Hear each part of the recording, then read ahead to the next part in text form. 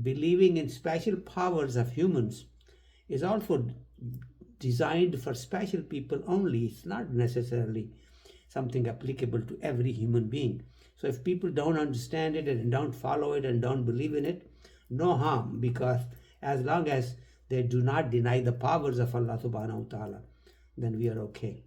And the other thing that I want to mention is that the scientists and non-spiritual people, when they start calling these activities by humans as shirk, they have to be careful also, because shirk is something that is not forgivable, and no human being would knowingly do shirk.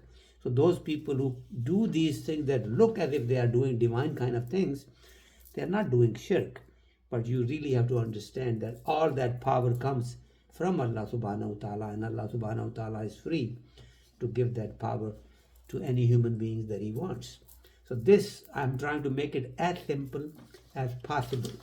Now let me delve into Maulana Jalaluddin Rumi's three verses that I have picked, so that at least we know what he's saying.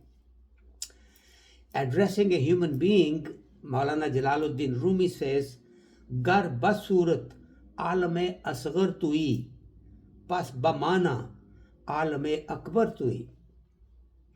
Auliyara hast kudrat az ilah, tir jasta baz arandish bara, and dar bashar ruposh amad aftab, fahm kun wallahu alam bisawab. Now let me translate it in simple English. Gar basurat alame asghar tui. Gar basurat, although by your appearance, alame asghar, microcosm, little universe, tui are you.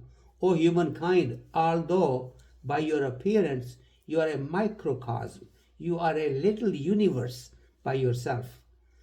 Pas bamane, but by actual understanding you, by knowing you, alame akbar tui, you are a macrocosm.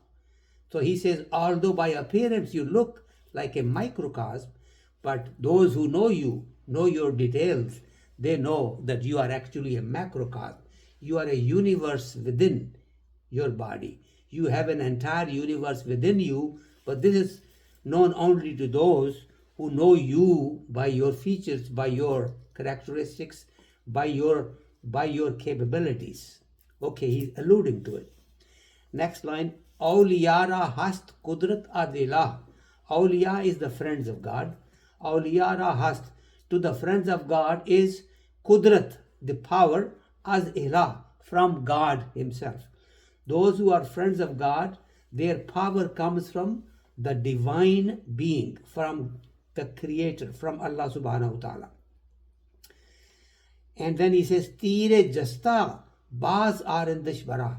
They are so talented that they can bring a arrow back into the ark after it has been actually thrown at its target. It can be at the target, but they can bring that particular arrow back to the ark as if it was never really thrown at the ark. In other words, they can actually reverse something that has already taken place.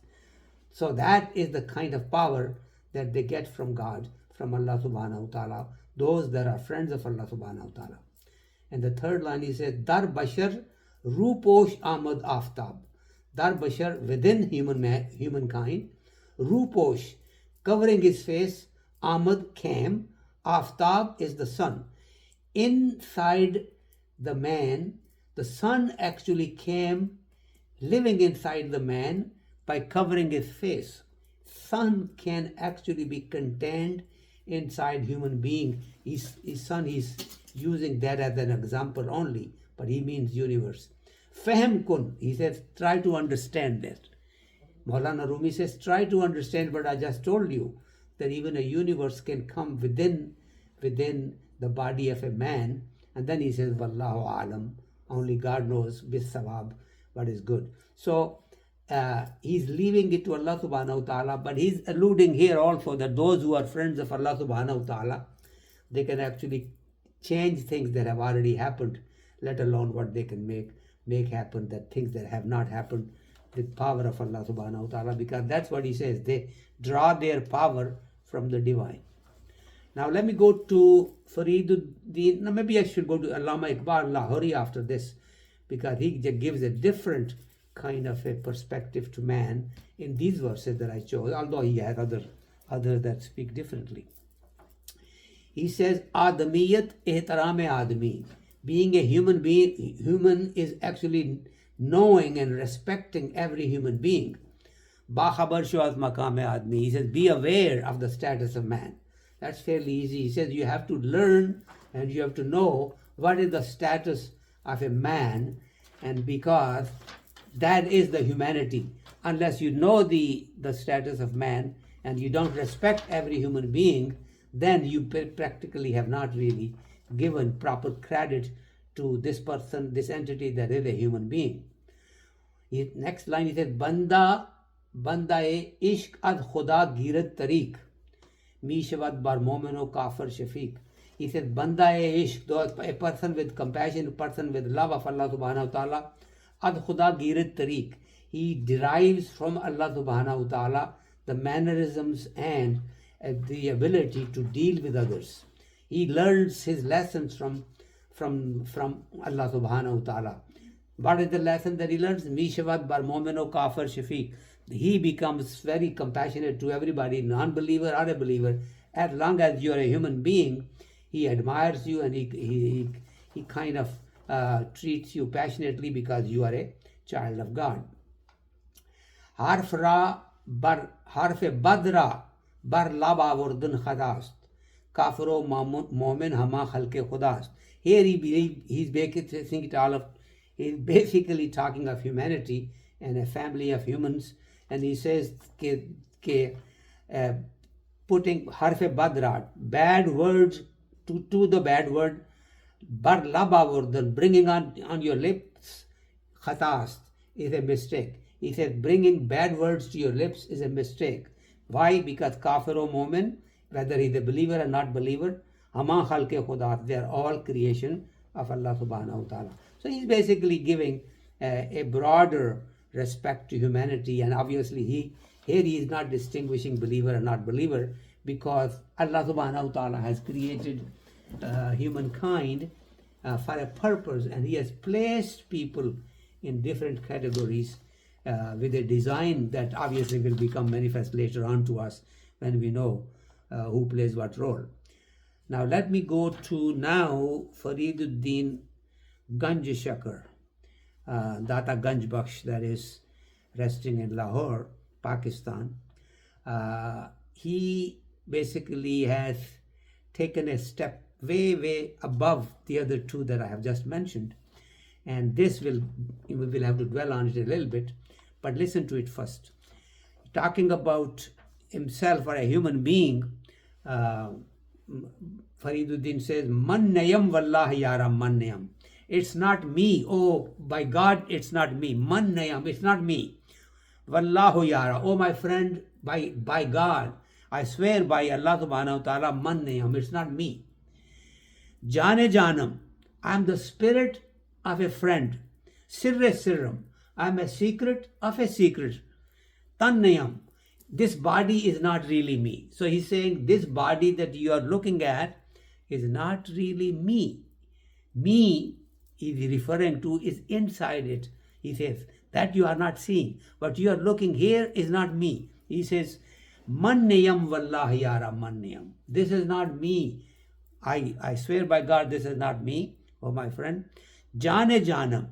I am the spirit of the life. You can say Jan to a life also, of a being, of a friend. Jane jana. I am the appearance or the spirit of a friend. And sirre sirram, I'm a secret of a hidden secret. And tanniyam, and my body that you're looking at is really me, not me. He said, Noor-e Pakam Amada dar Mushtehak. Noor-e Pakam Amada dar Mushtehak Kor Chashmara Wale Roshan Nayam. कहता है नूर पाकम, a very pure light.